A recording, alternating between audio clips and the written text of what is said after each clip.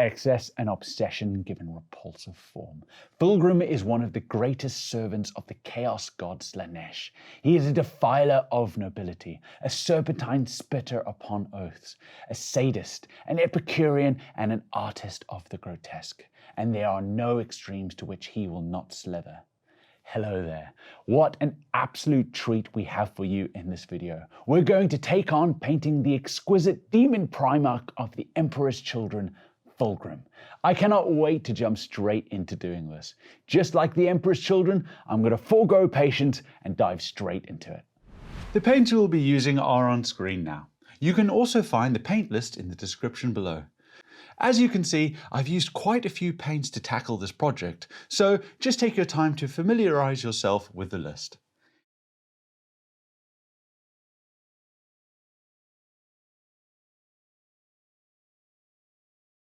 We also have a list of the additional equipment we've used, but you can use whatever brushes you feel most comfortable with.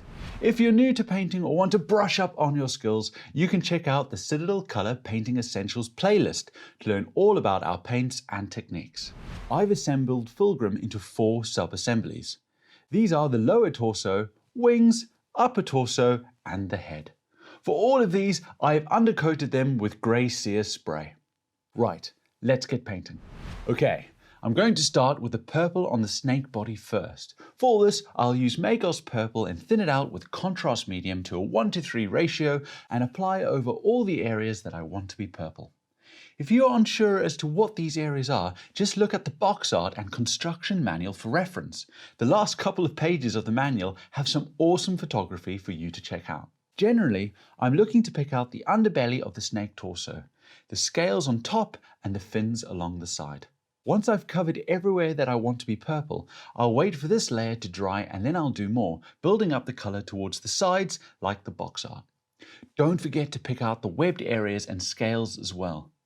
Finally, I'll apply pure Magos Purple into the recesses and towards the outer areas of the torso to finish it off. Right, with the Magos Purple stage done, I now need to punch some darker purple into the recesses and lower areas of the torso. For this, I'll use Leviathan Purple mixed to a 1:2 ratio with contrast medium and start to block that in. Again, check the reference photography if you're worried where this color should go. I'm going to roughly pick out all the areas that I want to be darker purple and work the paint into those areas, painting away from where I want it to be lightest. Remember, where you lift your brush is where the most amount of pigment will collect. Again, wait for your layers to dry completely before coming back to do more.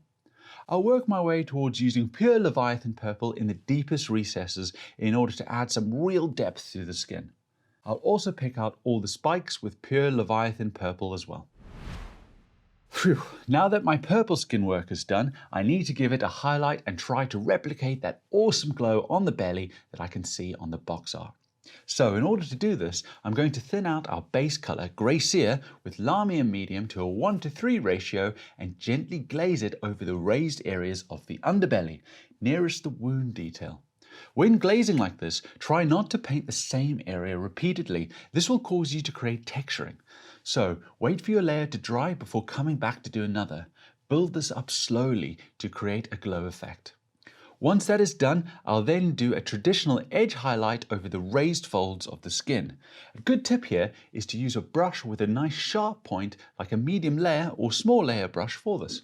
When that is complete, I'll then gently dry brush highlight Grey Seer over the purple scales along the upper torso. And there we go, my purple skin is complete. There's a lot more to do on Fulgrim, but it's great to have got this done. Now to move on to the turquoise skin.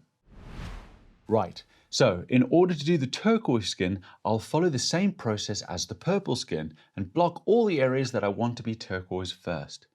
I'm going to use Incubi Darkness for this, as I have a plan in place for adding a bit of flavor to the skin work. However, you could use Pterodon Turquoise for this instead if you wanted to. When blocking out the areas, just take care around any bits that are near your previously painted details. Basing all of this will take about 3 layers of paint, so just take your time and enjoy the process. You're painting Fulgrim. Indulgence is key. With that last step completed, I want to darken it all down a bit before adding some highlights. Traditionally, I'd use Nuln Oil to do this. However, I'm going to embrace chaos and thin out Abaddon Black with Lahmian Medium to a wash consistency and then apply that all over my Incubi Darkness details. When doing this, just take care around any of your purple areas. Okay, so the reason why I'm thinning out Abaddon Black is that it holds slightly more pigment in it than Nuln Oil, and when it dries it has a more matte finish that works for me. I prefer it, however feel free to use Nuln Oil on your model, it's completely up to you. Now that the turquoise skin has been shaded, I'm going to glaze highlight over the raised details using Stegadon Scale Green. I'm going to thin it out to a 1:4 ratio with Lahmian Medium and loosely start painting lines across the snake body to add some texturing to it as well. Again, when glazing like this, allow the first layer to dry completely before doing another if you want to build the color up more. Okay, I'm going to throw caution into the warp and use Ironrack Skin, thin to a 1:3 ratio with Lahmian Medium as my next highlight. This paint is a massive jump up in color, so I need to make sure to keep the highlights fine and in control. Therefore, I'll be using a medium layer brush here and swapping to a small layer brush when needed as well. I'll look to paint within the lines of my previous stage when doing the texturing across the snake body, focusing the highlight towards the upper area and wherever the lines go over a raised ridge. Just examine the area that you are painting and let the sculpt do the work for you. Once I've got that done, I'll use a more opaque mix of Ironrack Skin and edge highlight any raised areas to really make them pop, mainly focusing on any skin folds or stretch marks. Right, it's time to finish the skin work. My final paint will be Deepkin Flesh thinned with Lahmian Medium to a 1:2 ratio. I'll carefully pick out the most raised areas of the textured skin work along the snake body, painting within the lines of the previous stages to really add to the overall effect. Once that is done, I'll edge highlight the raised folds and stretch marks of the skin. And blammo! The turquoise skin work is completed. A bit more intricate than the purple stage, but I think it complements the purple nicely. Again, if you wanted to be a bit quicker, you could use Pterodon Turquoise over the same areas and then highlight with Ironrack Skin or Deepkin Flesh, depending on how bright you wanted to go. Okay, let's start to pick out the other details on this incredible model. I'm going to work on this gigantic wound next, and for this I'll use Rakarth Flesh to block in the stretched skin flaps of the wound. I need to be careful not to hit any of the previously painted areas, so I'll take my time when going near them. If you do make a mistake, just tidy back up with the previous colors. With the skin blocked in, I'll then thin out Volupus Pink to a 1:4 ratio with Contrast Medium and apply it towards the wound. I need to let the first layer dry and then come back to do more, building up the paint towards the wound details. This will take you around 4 layers to build up successfully, so just be patient with the process. It's totally worth it though. Right, the stretched skin is looking painful, but I need to highlight it next. So I'll use Rakarth Flesh to highlight the raised areas and the veins. I need to be careful not to get it into the shaded areas. If I do, I'll just tidy back up with the previous mix of Volupus Pink. Awesome, the stretched skin is looking super gnarly now. To top it off, I'll then thin out Magos Purple with Contrast Medium to a 1:2 ratio and paint it over the veins to pick them out as well. I'm happy with how the stretched skin of this wound has come together. It looks great and didn't take much effort at all to achieve. I really enjoy using contrast paints for details like this. Okay, my stretched skin is done. Now I need to block in the exposed muscle. For this, I'm going to use Screamer Pink and carefully paint around the previous details. With the muscle picked out, I'm going to darken it all down completely, and I'll use Abaddon Black thin to a wash consistency with Lahmian Medium for this. I'm using this mix again because I think it will darken down the muscle a lot, which will work nicely for what I want to do in the next stages. Next up, I'll relayer the raised areas with Screamer Pink. Be careful not to get any into the recesses. If you do, just tidy back up with the previous colors. When that is done, I'll use Pink Horror for a fine highlight over the raised areas. Finally, I'm going to use Kislev Flesh as a dot highlight on the most raised detail. This will be near the Slaanesh symbol and wherever the muscle fibers are raised. Awesome! With the dot highlight done, my exposed muscle is complete. It's a lot of fine brushwork here, but the end result is worth the time invested in it. Now, to do the tail. Right, I need to base paint the area with Grey Seer again to help with the contrast paints being used. Having a nice clean area to work on always helps. Just be careful painting near your previously painted details. Now that the claw is rebased, I'm going to apply Blood Angels Red all over the area. I'm going to load up my brush quite a bit and apply it over each section of the claw separately. This will allow me to control the application and give me enough time to soak up any excess paint. Again, just be careful around the previously painted details. I'm going to use Fire Dragon Bright to edge highlight. It's a big step up in color, but Fire Dragon Bright works really well with Blood Angels Red contrast paint. I personally wouldn't thin it out too much with water, as the paint is already quite thin. With that previous step done, I'll now do a fine edge highlight of Dawn Yellow, making sure to stay within the previous lines. I'm going to target this over the more raised areas of the claw, leaving any areas that would be naturally shaded unpainted. And with that done, the tail is complete and the claw looks awesome. It's time to tackle the golden armor next. Right, I've been looking forward to this bit. When looking at the box art, I can see that Fulgrim has a two-tone gold armor look. He has rich gold around the trim or detail work, and then a more light rosy gold over the larger armor areas. So I'm going to pick out all of the richer gold areas first, and for this I'll use Retributor armor. I'm going to block in all of the trim, any of the detail work I can find, as well as the chain that is along Fulgrim's ridge spikes. Once those rich gold areas are done, I'll then use Runelord Brass to pick out the pale gold areas. If you're confused as to what these are, just remember you can always check out the box art for help. Okay, I can see that the gold has a very purpley hue to it, so I need to replicate that. I'm going to use Magos Purple and thin it to a 1:2 ratio with contrast medium and then apply it all over the gold areas. However, the first thing I'm going to do is change the water in my water pot, as I don't want any metallic flakes in my contrast mix.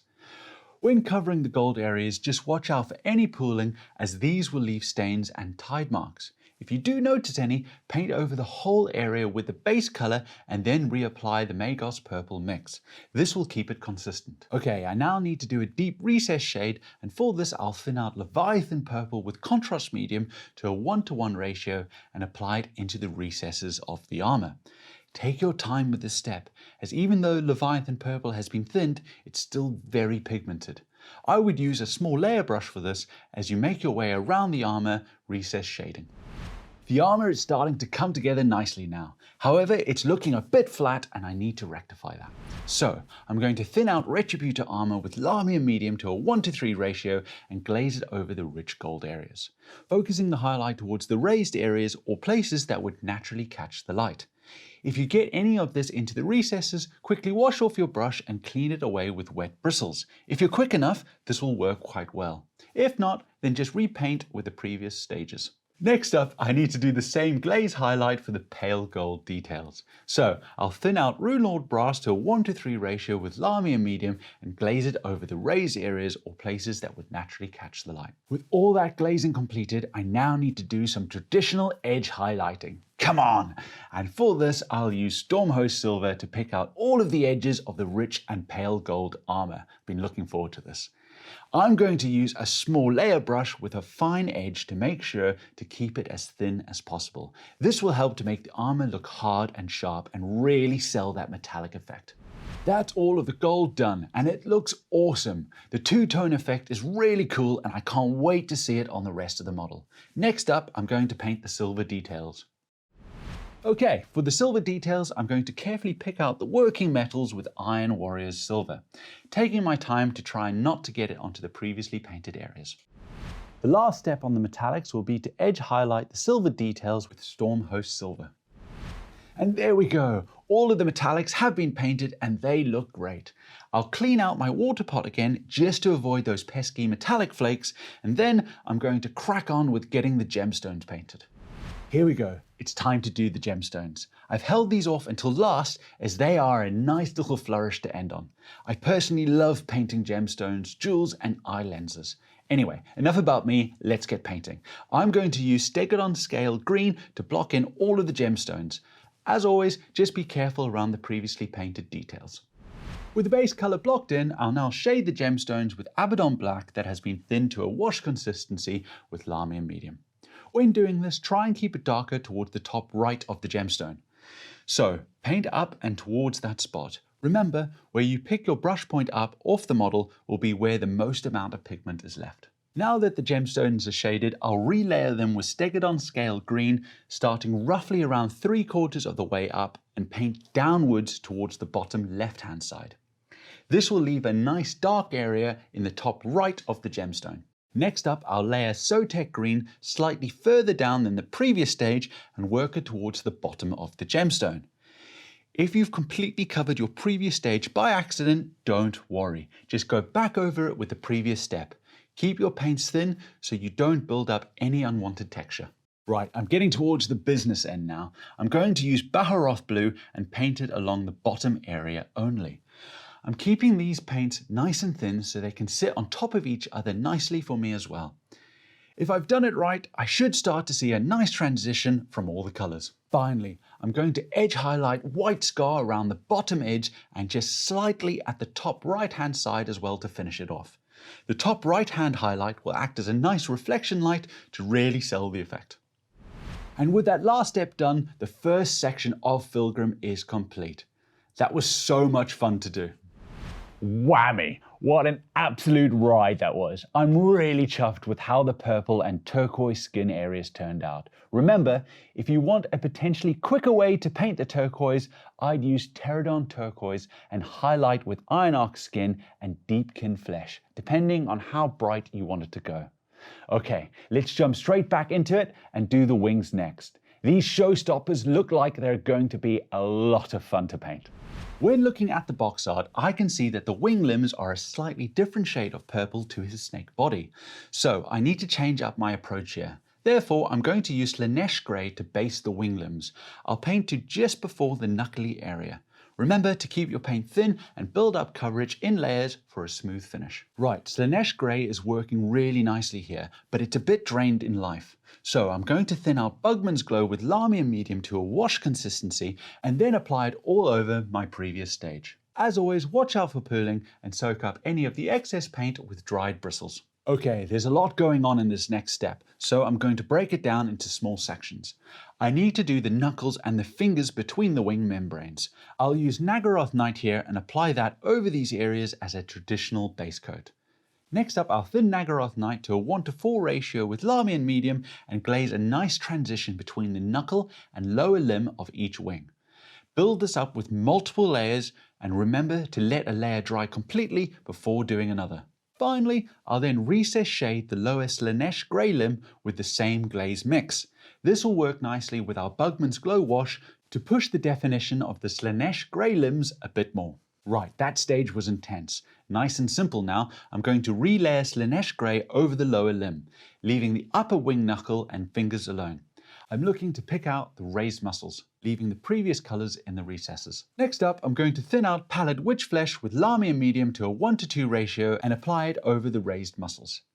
I'll need to do multiple layers of this to build up the colour. Do as many as you like, the more you do, the brighter the skin tone will go.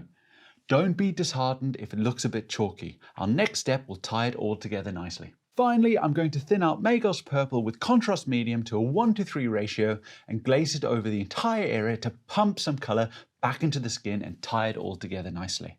Let the wash dry completely before applying another layer if needed. Okay, with that lighter purple completed, it's time to tackle the darker purple. When looking at the box art, I can see that these knuckles and fingers are quite saturated in colour. So I'm going to thin out Screamer Pink with Lahmian Medium to a 1:4 ratio and then glaze it over the raised knuckles and along the ridges of the fingers. I can afford to be quite liberal here, as long as it is thin and I keep it out of any obvious recesses. I want those to stay pure dark purple. Next up, I'm going to glaze Pink Horror, which has been thinned to a 1:3 ratio with Lahmian Medium over the previous layer, making sure not to get it into the recesses. I'll make my way around the knuckles and fingers, picking out the raised areas. The more of this you do, the stronger the colour will look, so just judge for yourself how strong you want the overall effect to look. The last highlight glaze will be Rakarth Flesh thinned with Lahmian Medium to a 1:4 ratio and applied over the very raised areas. With that step done, you should be able to see a really nice transition in colours from deep purple to light over the most raised details. If not, just go back through the previous steps, building it up and leaving the previous colour showing when moving into the next. Alright, to finish it all off, I'm going to thin out Magus Purple to a 1:3 ratio with contrast medium and apply it over the wing knuckles and fingers. This will tie the colours together, giving a singular finish, as well as link it up with our lighter purple area that we did on the lower limb.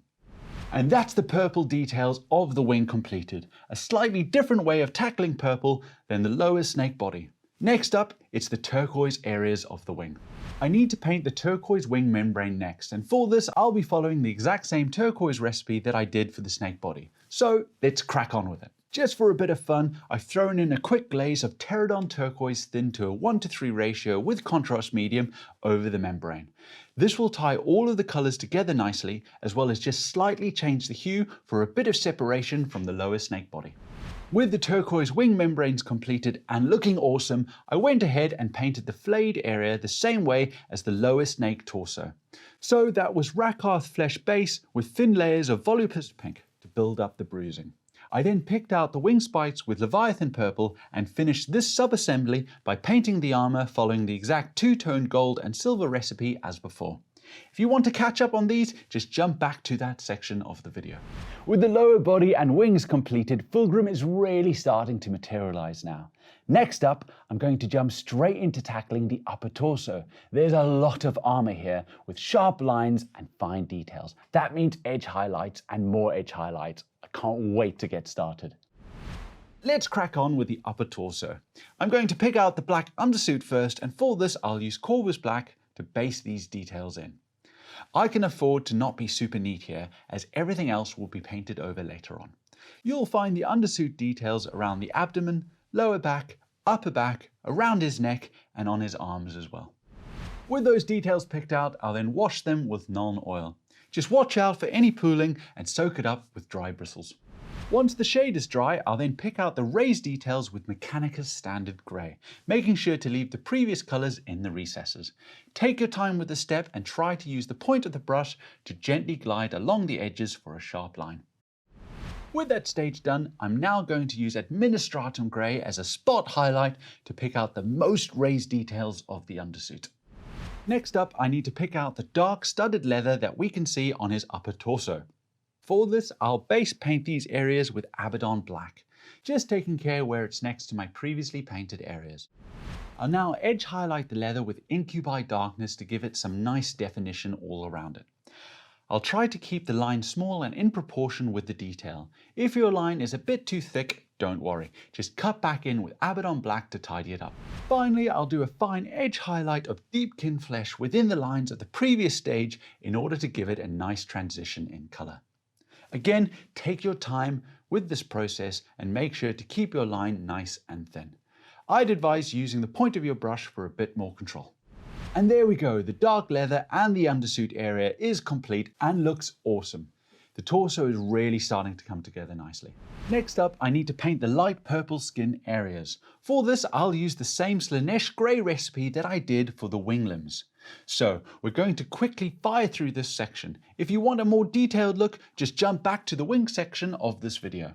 And that's the skin completed. This will help to tie the skin on the wings in with the upper torso nicely. Next up, I'm going to get the pink cloak painted. Okay, for the cloak, I'm going to heavily apply Doomfire Magenta over the outer cloak area, dropping the paint on and not doing traditional brush strokes so I avoid any unwanted tide marks. As always, just be careful not to go over previously painted details. Once the previous stage is completely dry, I'm going to pick out all of the edges and raise folds with Emperor's Children.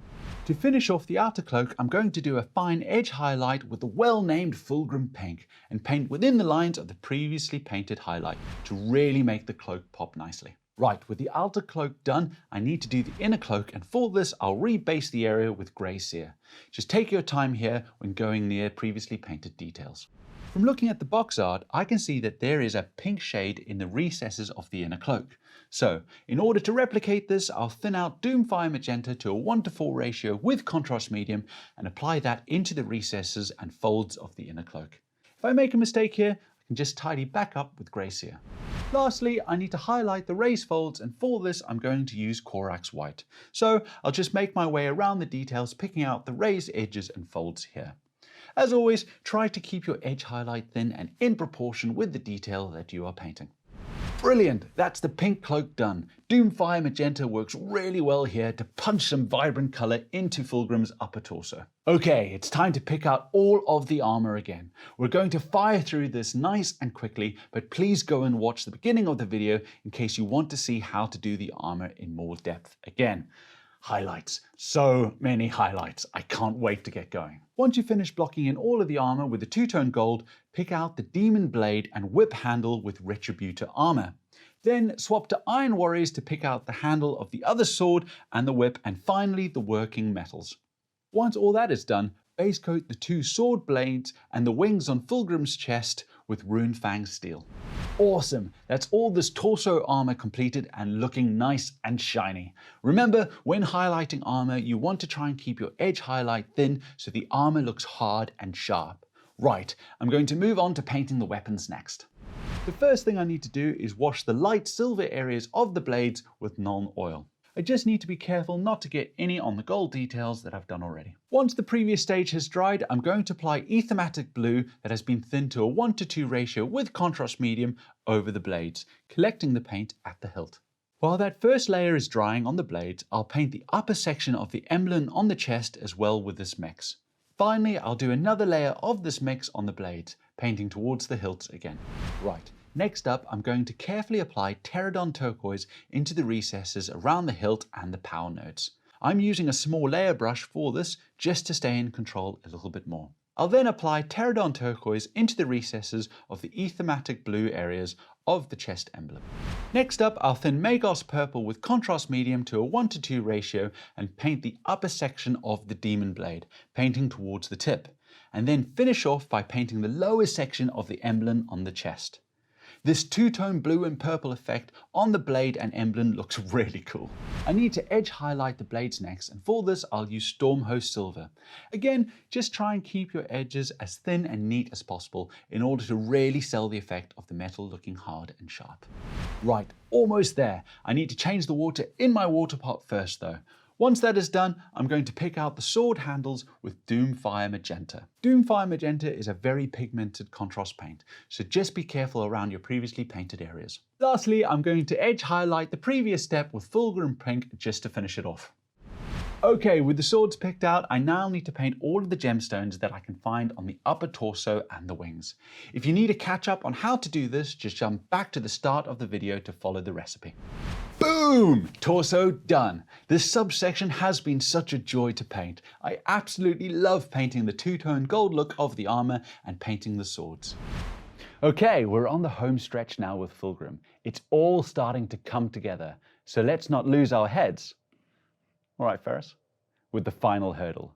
Speaking about Ferris, painting heads, I've just got the face to go, and then we're finished. Let's jump straight back into it. Right, I'm doing the same Slaanesh Grey light purple skin recipe that I did already on the arms and the wings. So we're going to fire through this section quickly for you. If you need a reminder, just check out the full explanation here. Awesome, with the skin done, I'm now going to use Corax White to block in the eyes, hair and the teeth. Just take your time picking out the eyes and try not to get any of the paint on the skin you've just painted. If you do, tidy back up with the previous colours. I'm now going to carefully paint Aethermatic Blue that has been thinned to a 1:2 ratio with contrast medium around the eyes for an evil glowing effect. Once that first layer is on, I'll do pure Aethermatic Blue just around the eye detail itself. With the eye done, I'll now thin out Volupus Pink to a 1:2 ratio with contrast medium and apply that in and around the mouth. When that is dry, I'm going to pick out the tongue with pure Volupus Pink. Okay, I've got time for a quick highlight of the tongue. For this, I'm going to use Pink Horror. I'm now going to relayer the center of the eyes with Corax White to punch more impact into that glow effect. When that is done, I'll tidy the teeth up with Corax White as well. Okay, next up, I'm going to thin out Aethermatic Blue with contrast medium to a 1:4 ratio and apply it all over Fulgrim's hair. Try to paint it down towards his scalp so that it is darker towards the roots of his hair and lighter towards the tips of his hair. Once that is dried, I'll then highlight the hair with White Scar by gliding the edge of my brush over the raised details. This will make the hair pop out again and look nice and bright. The Aethermatic Blue here in the recesses will tie the head and the torso section together nicely when I attach the head to the rest of the model. almost complete now, just the horns to go. Alright, time to grab Fulgrim by his horns. For the unarmored area of the horns, I'm going to use the same recipe that I did for the undersuit. So if you want to see that recipe again in more detail, jump back to that section of the video. Otherwise, let's crack on with it. I'll stop the highlights using just Mechanicus Standard Grey. This is because I want to keep the horns muted compared to the rest of the details. I want the eye to be drawn in towards Fulgrim's face. However, if you want to go a step further, I'd use Administratum Grey. Finally, I need to paint the tips of the horns, and for this I'll follow the rich gold recipe that I've done throughout the video. You should be quite astute at it now. However, if you want a reminder to the full explanation, you can find it here with this timestamp. And there we go, I've fully assembled Fulgrim and painted his base using Emma's base recipe from her video on painting Emperor's Children. What an absolutely magnificent model. The design team has really smashed it out the park. He has been such a joy to paint. Fulgrim, Demon Primarch of the Emperor's Children, is painted and ready to lead his legion into glorious excess and gory indulgence against the Imperium and all other enemies of Slaanesh. We've had a lot of fun with this video and we hope you have too. For more painting videos, head over to our YouTube channel. If you need more help, you can always head to one of our Warhammer stores where our friendly staff will be more than happy to help. Well, we hope you've enjoyed this video and we'll see you again soon. Bye bye!